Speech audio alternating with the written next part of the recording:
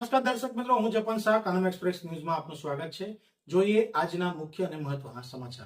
સુરત શહેરના પાલ, અડાજણ અને અશ્વિની કુમાર વિસ્તારોમાં વહેલી સવારે ચાલવા નીકળેલા લોકોને ટાર્ગેટ કરી સોનાની ચેન અને મોબાઈલ ફોનની લૂંટ ચલાવતા તેડા આરોપીઓને પોલીસે ઝડપી પાડ્યો છે.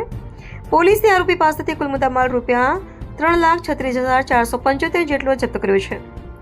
આરોપી સામે કુલ 4 ગુનાઓનો ભેદ ઉકેલવામાં આવ્યો છે. સુરત શહેરમાં કાયદો અને વ્યવસ્થા જાળવવા તેમજ મિલકત સંબંધિત ગુનાઓ અટકાવવા માટે ઉચ્ચ અધિકારીઓના માર્ગદર્શન હેઠળ ડીસીબી પોલીસ સ્ટેશનની અલગ અલગ ટીમો દ્વારા પેટ્રોલિંગ અને વોચ રાખવામાં આવી રહી હતી. તે દરમિયાન મળેલ બાતમીના આધારે પોલીસે આરોપી સાજિદ ઉર્ફે શાહ ઉર્ફે વસીમ અબ્દુલને ઝડપી પાડ્યો છે. પોલીસ તપાસ દરમિયાન આરોપી પાસેથી વિવિધ કંપનીના મોબાઈલ ફોન, સોનાની ચેન, પેન્ડન્ટ તેમજ એક્સેસ મોડસ મળી કુલ ₹3,36,475 મુદ્દામાલ જપ્ત કરવામાં આવ્યો છે.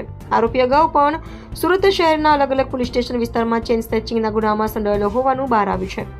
આ મામલે પોલીસે આરોપીની કાયદેસરની કાર્યવાહી હેઠળ અટક કરી રાખી વધુ તપાસ હાથ ધરી છે.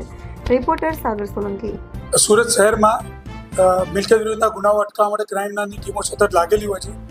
એ અનુસંધાને એન્ટી એસ્ટોસોનના પીઆઈ સિંધા અને પીએસઆઈ મહેડાની ટીમને એક બાતમી મળેલી.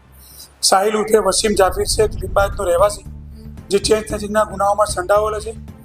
અગાઉ પણ એના વિરુદ્ધમાં 6 અલગ અલગ પોલીસ સ્ટેશનમાં ગુનાઓ છે અને પાસામાં જઈને આવેલો છે 20 દિવસ પહેલાં.